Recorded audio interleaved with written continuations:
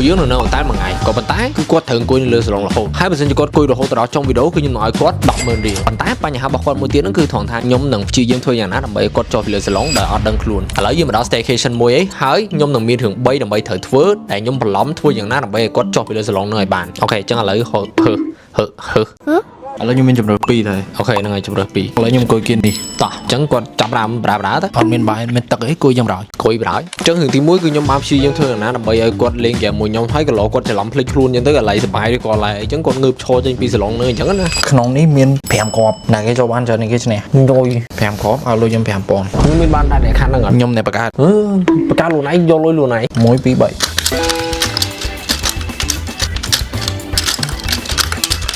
2 3មួយចាំមកដល់មួយទៀតចោះ3ជួយសង្ស័យ challenge នឹងគាត់អត់ឈ្នះដែរមើលទៅមើលគាត់ game ទី1គាត់ចាញ់បាត់ហើយមានសង្ឃឹមឈ្នះប៉ុន្មានទេ98បាត់2ចាញ់3គ្រាប់បាត់2%អញ្ចឹងឥឡូវចាំចូលរឿងទី2ម្ដងដែលខ្ញុំនឹងហៅគាត់ទៅមើលកន្លែងដែលគេមាននៅកន្លែង staycation ហ្នឹងណាចង់នឹងថាគាត់ទៅបើសិនជាគាត់អត់ទៅអាហ្នឹងខ្ញុំទៅម្នាក់ខ្ញុំទុកគាត់ចោលនៅលើសាឡុងហ្នឹងឥឡូវខ្ញុំទៅណាបាទទៅអត់មានអត់ពេលងើបទេណាអូខេខ្ញុំទៅចាបាយដោយសារតែពេលពួកយើងទៅដល់ហ្នឹងគឺមក12ថ្ងៃអញ្ចឹង challenge ខ្ញុំឲ្យគាត់អង្គុយហ្នឹងគឺត្រឹមតែម៉ោង5ល្ងាចទេធ្វើម៉េចកុំឲ្យតែគាត់ងើបឈរចេញពីសាឡុងហ្នឹងគឺបានហើយ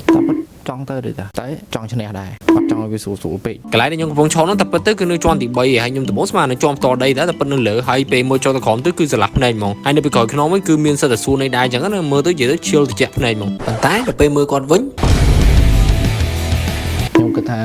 ទីទៀតគាត់អាចថតខ្ញុំហើយខ្ញុំដើររកកន្លែងសាកដើម្បីថតឲ្យគាត់មើលហើយបញ្ចុះគាត់ចុះមកដែរអញ្ចឹងណាហើយជាពិសេសគឺនៅកន្លែងអាងហែទឹកនេះឥឡូវហ្នឹងគឺខ្ញុំនឹងផ្ញើឲ្យគាត់មើលសិនចង់ដឹងថាចាំមើលគាត់ចុះមកអត់ម៉ែ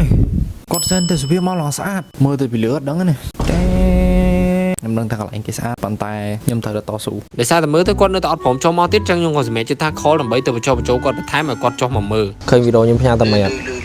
ឃើញដែរចុះហមអត់ចាប់អារម្មណ៍ចង់ចុះមកមើលទេអត់ចាក់ស្រួលណាចុះមកឃើញដើរទៅមកលេងកាមថ្ងៃអត់ចង់ឥឡូវបើគាត់ថាអត់ចុះអត់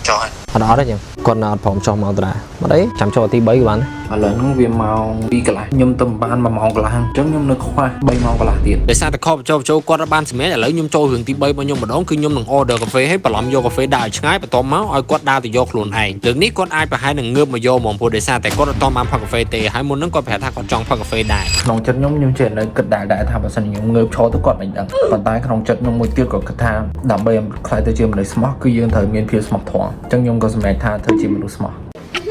ឥឡូវហ្នឹងខ្ញុំមកដល់វិញហើយខ្ញុំនឹងទុកកាហ្វេរបស់គាត់នៅនេះហើយប្រាប់គាត់ថាឲ្យមកយកខ្លួនឯងក៏លោកគាត់ភ្លេចខ្លួនគាត់ដើរមកយកមែនអញ្ចឹងណា Hello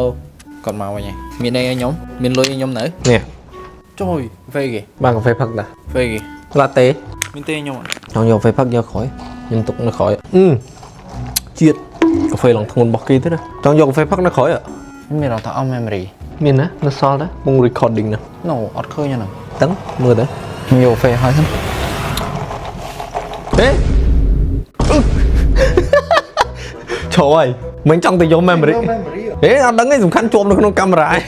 ជប់ដាក់ mic ហ្នឹងមិនឯងចង់ទៅយកកាហ្វេផឹកឬក៏ចង់ទៅយក memory ខ្ញុំគិតថាងើបមកមើល memory ហើយខ្ញុំថាបើមកខ្ញុំដូរឲ្យខ្ញុំទៅយកកាហ្វេដូចសុកមិនឯងពងមើលទៅស្វីបក្រៅសុកភ្លឺជួយងើបឈរទៅបាន1ម៉ោងជាងហ្នឹងហើយឥឡូវទៅមិនឥឡូវសុំឡើងវិញហេវាមិនតែទេនៅពេលនេះអត់មានអីដែលល្អសោយ1ម៉ោង40នាទីចាញ់ដោយសារតែ memory តែយ៉ាងណាអីយ៉ាងណាក៏ខ្ញុំបាន free កាហ្វេឲ្យគាត់មកកែវដែរចឹងឲ្យចាត់ថាហ្នឹងក៏ហ្នឹងឲ្យក្រៅវិញណាវាអី